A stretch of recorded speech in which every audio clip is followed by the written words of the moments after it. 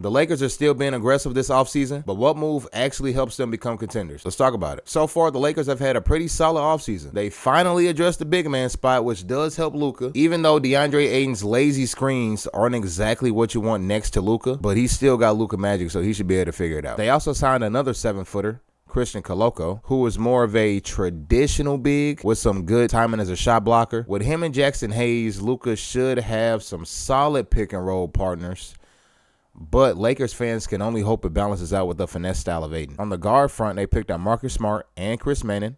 Now, I've already made a video about Marcus Smart, former Defensive Player of the Year. He's only 3 years removed, and he dropped from a $20 million contract to a $6 million contract. So he got great value for the money. Now, I could understand if you were to say, now listen, he's been injured the last 2 or 3 years. I still think it's great value for the money, and I'm excited to see what Chris Manning brings in his role. But is this enough to push the Lakers into contention?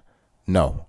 I still think there's a clear gap or a sizable gap between the Lakers and the top 3 teams in the West. So how are the Lakers trying to close that gap? There are a few names floating around in the free agency right now, but do any of them make sense this year or looking ahead? In my opinion, only like 1 or 2. But Lakers fans want to win every year, so let's dive deep. One addition that I would like to see is Gary Payton II. Gary Payton is smart. He's crafty. He knows how to move his feet.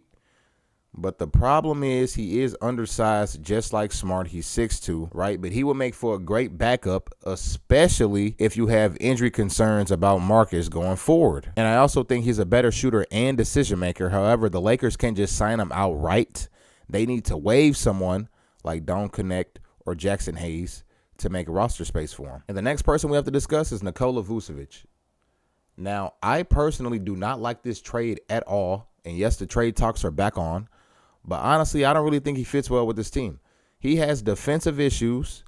And even though I'd argue that he would bring more value on offense than being a negative on defense, when you've got Luka and LeBron controlling possession so much, rim protection and lockdown defense hold a lot more value when you're playing with those guys. And to give Vučević, the Lakers will have to match his salary with expiring contracts. Think Gabe Vincent and Maxi Kleber, plus a couple pick swaps, a couple picks. So personally, I think Al Horford is the much better option here. He's played elite basketball for years, and even at his age, he still can play not elite defense or lockdown defense, but he can play some damn good defense, like locking down Jalen Brunson. Okay, let's do it. Because he's a very active big body on defense. He hits clutch shots when it matters. He can still shoot the 3. He can still just shoot the ball, period. He's a damn good player. The problem is the Warriors seem to have the edge in signing him out right now, so probably not going to happen.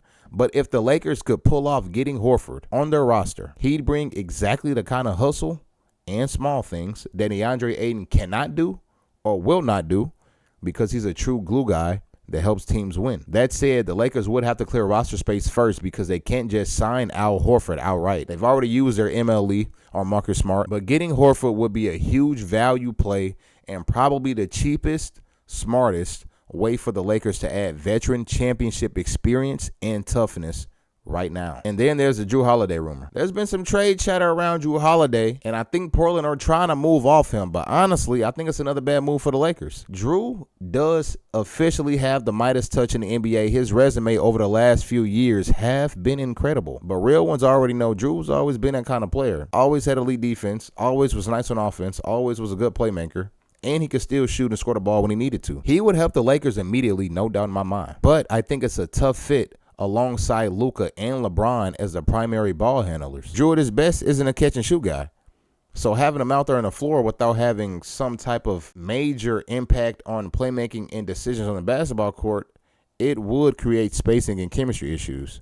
But the biggest hurdle is his massive contract. The Lakers simply cannot afford to take that on if they want to build effectively for the future. Plus, Jrue can't even be traded until December 15th, so there's really no point in speculating who they could trade for him. But this trade could very well happen down the line, so keep your eye out for that. The Lakers' championship window outlook right now overall, it really doesn't look too promising. I don't see any major moves on the horizon that will convince me the Lakers can beat the top tier teams in the West, OKC, Rockets, and Dallas. With players like Gabe Vincent, Don Connect, Jackson Hayes, and Maxi Kleber filling some key roles for the Lakers, there's not much championship pedigree over there right now. The supporting cast just doesn't scream title contender to me. If the Lakers want to truly compete for a championship, they'll need more than just role players and solid depth. They need impact talent that can change the game in crunch time. Until then, I think the team is more about staying relevant and building around LeBron and Luka rather than making a serious title run this year, although I do think they've done a pretty decent job so far. But I want to hear your thoughts. What do you think makes the most sense for the Lakers this offseason? Drop your take in the comments. Let me know if you think they've done a hell of a job so far around Luka and LeBron. I will be replying to every single one. Smash the like button, destroy the sub button, and I'll see you in the next one. Peace.